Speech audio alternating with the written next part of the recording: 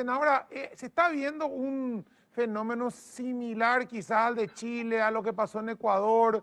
Nosotros tuvimos una especie de conato más suave acá, pero también está pasando en varios países que no se alinean, digamos, con el bolivarianismo promovido desde Venezuela y desde otros países.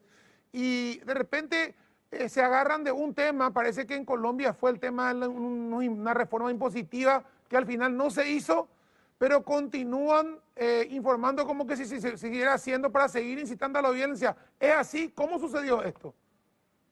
Exactamente igual, el modelo y el esquema es el mismo. Algunos analistas llaman a esto revolución molecular disipada, y es que simplemente establecen una estrategia para poder desestabilizar los países. ¿En qué consiste la estrategia? Es escalamiento, copamiento y saturación. Lo primero que se hacen es que atacan infraestructura física del país, luego interrumpen la vida diaria de los ciudadanos y luego activan grupos vandálicos.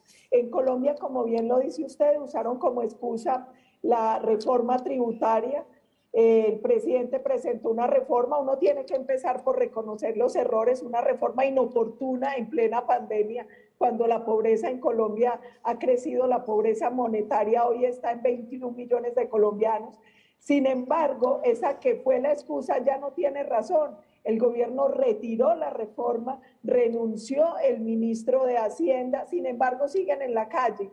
Hoy supuestamente le presentaron al gobierno las pretensiones, los líderes del paro, y son incumplibles. La reforma era por 29 billones y ellos están pidiendo cosas por 81 billones de pesos.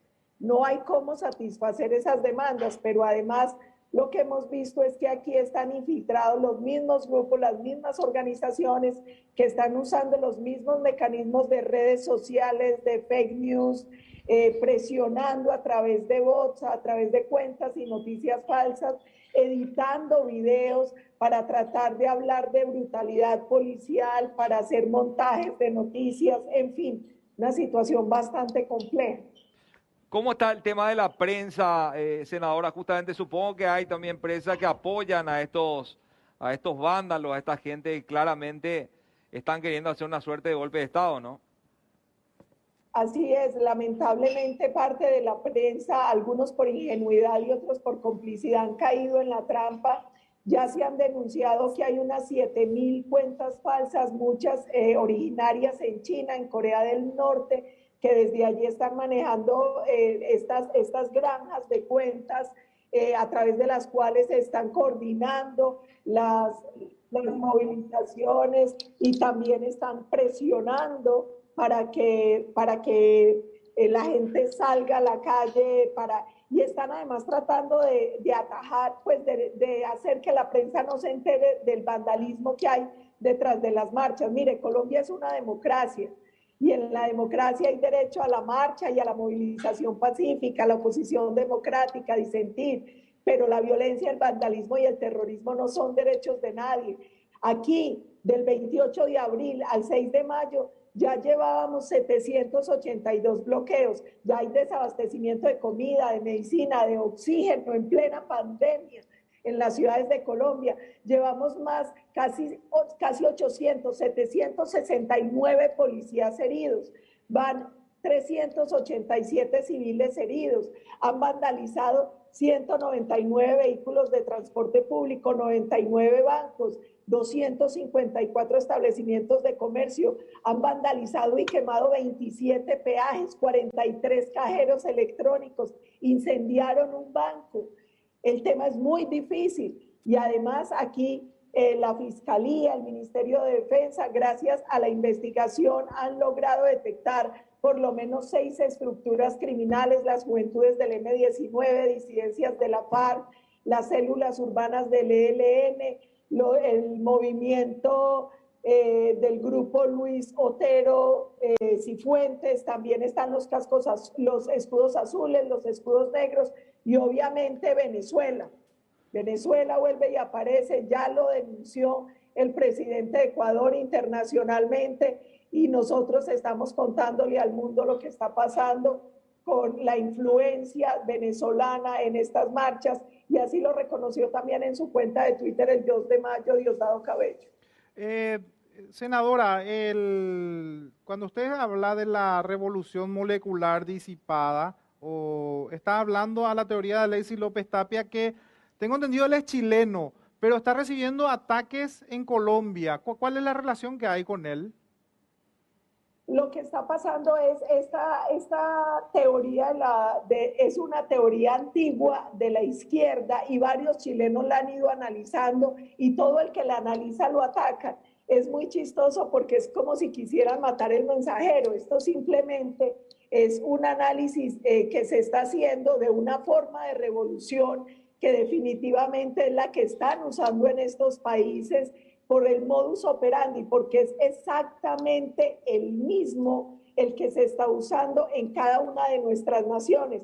Es el mismo modelo, son los mismos pasos, es la misma estrategia. Aquí están atacando al analista chileno y él no tiene la culpa, él simplemente está haciendo un análisis de un modelo que es un modelo marxista, que es el modelo de Guattari, que es el que se viene usando en Chile, en Colombia, en Argentina, en Ecuador.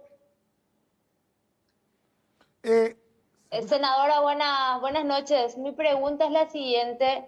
¿Qué estrategias va a utilizar el gobierno para tratar de parar esto? ¿Cuál es la estrategia, el plan que está teniendo el gobierno justamente para parar este crimen, ¿verdad? Ola de crímenes?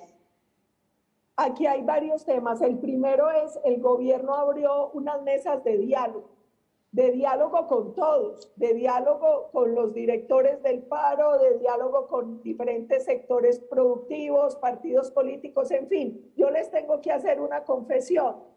Yo como demócrata soy amiga del diálogo, pero no amiga del diálogo con los vándalos y sus promotores, porque yo creo que le hace mucho daño a la democracia que se imponga que la violencia y el terrorismo son vías para dialogar o para obligar a los gobiernos a las reformas.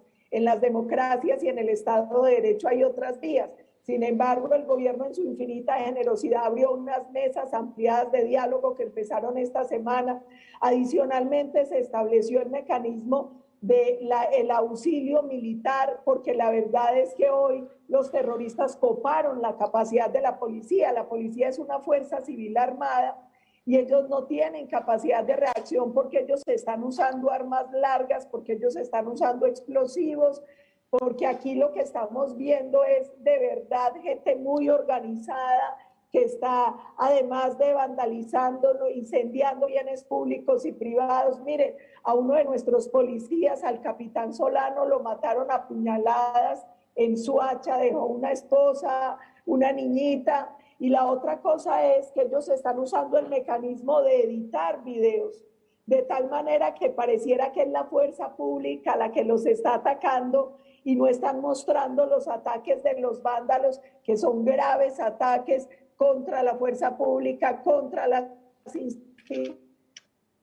instituciones y la situación de bloqueo. La Fiscalía anunció que va a empezar a hacer extinción de dominio sobre los vehículos que están bloqueando las vías. Esta semana iba una mamá con un bebé prematuro en tarea de parto, el bebé murió en la ambulancia porque los marchantes bloquearon la vía y no dejaron pasar la ambulancia. Los médicos desde ayer están haciendo un llamado de auxilio para que por favor abran corredores humanitarios y dejen pasar el oxígeno, dejen pasar las misiones médicas, dejen pasar los medicamentos, porque ustedes no se imaginan lo que es vivir esta tragedia en pleno pico de COVID, cuando tenemos las UCIs en más de un 90% y cuando en Colombia empezó a escasear el oxígeno para atender a los pacientes. Senadora, quería consultarle algo. La ola de violencia que se suscitó en Chile es exactamente igual a la que está ahora generándose en Colombia. Y estos violentos, estos terroristas, estos vándalos finalmente consiguieron que el gobierno chileno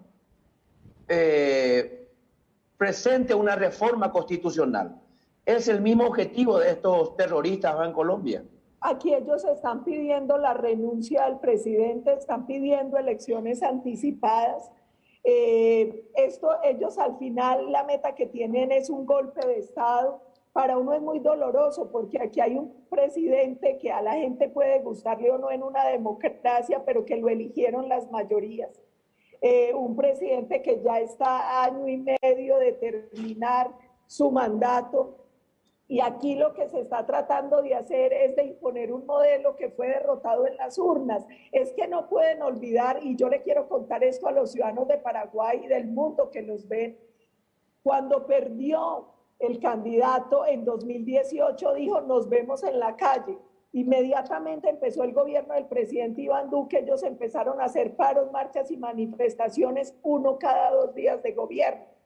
Eso paró un poco a raíz de la pandemia, pero lo reactivaron el 28 de abril. Pero la verdad es que aquí la oposición, acompañada por la izquierda radical, por grupos como el ELN, la FARC, por la narcodictadura de Venezuela, vienen armando desde el comienzo una estrategia de desestabilización del país. Senadora, este caso del derrotado, creo que fue Petro el apellido del derrotado en las elecciones, es el que está liderando esto. ¿Cuál sería la alianza con qué sectores? Porque ustedes también me imagino que el gobierno tiene aliados que dentro del Parlamento y evidentemente no habrá mayoría suficiente para sacarlo por la vía parlamentaria, por eso recurren a la violencia.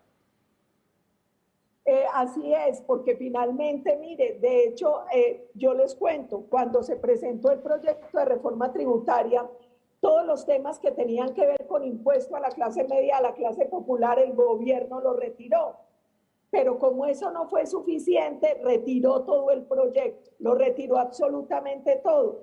¿Qué le da a uno tristeza? Que la gente se deje manipular. Finalmente Colombia necesita la reforma. Nosotros a raíz de la pandemia tenemos un grave déficit fiscal y necesitamos más recursos para mantener unos subsidios a las clases populares porque la pobreza ha aumentado mucho y para mantener unos subsidios a las empresas como el PAE, que es un pago que se les da para que no despidan los empleados. Entonces el gobierno les ayuda a las empresas con parte de la carga que ellos tienen para que no crezca el desempleo.